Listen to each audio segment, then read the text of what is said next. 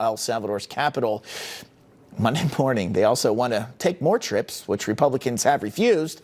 House Republicans refused to allow Democrats to organize official congressional delegations to El Salvador for Kilmar Abrego Garcia. Think about that. All the issues within their own districts around the country, all over our country, they're using all the power that they have to bring back a gang member and a wife beater, and they're not giving up on it. And I think to most Americans, this seems absolutely is insane, and I think it is. And the Senate Republicans captured the insanity in a newly released video. Let's look at it. Welcome to El Salvador, home to breathtaking sunsets, world-class surf breaks, and gangbanger Kilmer Abrego Garcia. El Salvador is the destination for Democrats seeking the thrill of bringing violent criminal illegal aliens back to America. Come witness Trump derangement syndrome in its purest form. From Chris Van Hollen to Cory Booker. You may even see John Ossoff. So what are you waiting for, Senate Democrats? Welcome to El Salvador, home to breathtaking sunsets, Seems like TDS. Mainstream media, they're not giving up either. Desperate to create the narrative that Garcia is this helpless, innocent man. Here's more on that from Congressman Wesley Hunt.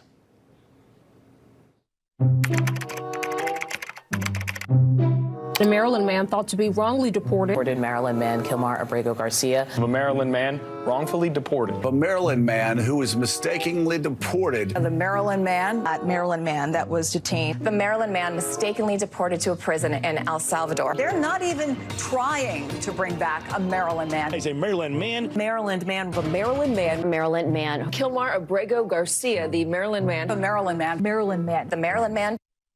He's not a Maryland man. He was here illegally and a gang member. There's actually been a study on this, CNN, MSNBC. They have used the words Maryland man in a lie 506 times to conceal his illegal status. I think this is getting comical at this point and crazy. I do believe Democrats are doing irreparable harm to themselves, but they continue to go on with it. So I say that's a good thing if you want to see their numbers continue to go down.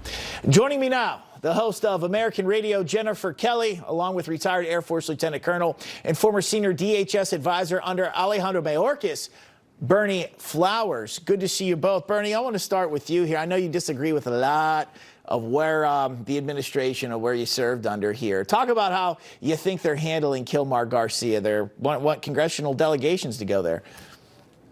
Well, the bottom line is thank you first for having me on. This guy is not an American citizen. Our job as civil servants, the president's job as the commander-in-chief of the military, we're supposed to be taking care of Americans. And I don't understand why Kilmar Garcia warrants so much protection and information from our elected officials.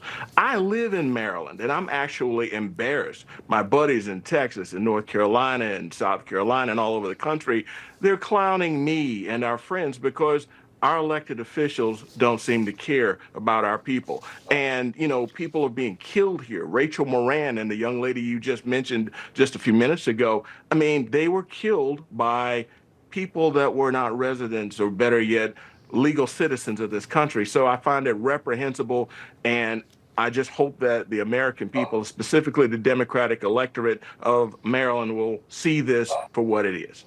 Jennifer, I don't understand this one. You know, I'm done getting all fired up over it. I guess let Democrats do their thing, and you know, their poll numbers are going down over this. A large proportion of America does not think this is the side to be on.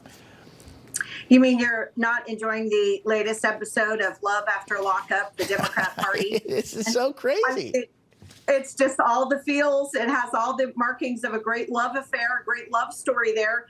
Conjugal visit, maybe, who knows? But yeah, look, the polling is not good on this.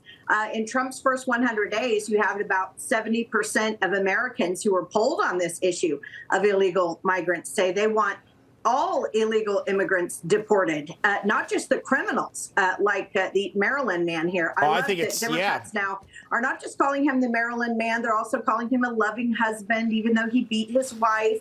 They're also now calling him a union member because they want to bring in their left-wing friends in the unions. I mean, it starts getting laughable after too much time. But look. Make no mistake, this is the Willie Horton of the 2026 midterms, Bob. The Democrats actually had a chance to make the midterms about tariffs and the economy and the stock market and people's 401ks, and they have stepped all over themselves. Mark my words, this is Willie Horton 2026 all over again. Let's do this. We have Tim Walz, the governor of Minnesota, his daughter, talking about immigration and deportations, I think, proving just how unhinged they've become on this. Let's play it. If Jesus were alive today and in the United States, this administration would have already taken him and removed him from this country without due process, claimed he was a member of the MS-13 gang as a way to try to justify not giving him due process, as if there is any justifiable reason to not giving somebody due process. But yeah, some people don't want to talk about that. No, I don't think a lot of people are talking about deporting Jesus if he were here in the United States. Berney, I just think this is just how irrational, how unhinged they have become. I don't expect much from Minnesota, and I don't expect much from Tim Walz. And as far as Jesus is concerned, how dare they bring our Savior into their creative mess? I think that's reprehensible.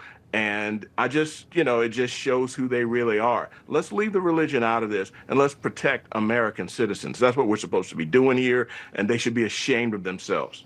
They should. Jennifer, your take on not protecting American citizens in so many cases, yet, well, they'll go to the ends of the earth to get this MS-13 gang member back. Yeah, I just love the Democrat hypocrisy, right? Every time there's one finger pointed at you, there's four more pointing back at them. They didn't seem to care about due process when it was COVID-19. They didn't care about due process when they told churches that they couldn't even hold a service, not even in a parking lot with sunshine and the fresh air. They shut down the beaches in Southern California. They kept kids out of schools for 2 years. And, those January 6 folks, asked them about due process. So I love how they're big fans of due process now. And I love also, the silver lining, I guess, is they're big fans of Jesus now, which is something you rarely hear the Democrat Party talk about today. So I believe there was the good news here. Kamala Harris rally when she was running for president that there were some people talking about Jesus. She said they were in the wrong place. Wrong place here. Can't talk about that here. I think folks might have forgot about that. Jennifer, Berney, we got to run. Thanks for coming on. Thanks for having us. Still ahead, the world mourning over the death of Pope Francis. Now all eyes on that papal conclave that's set to begin here. We'll meet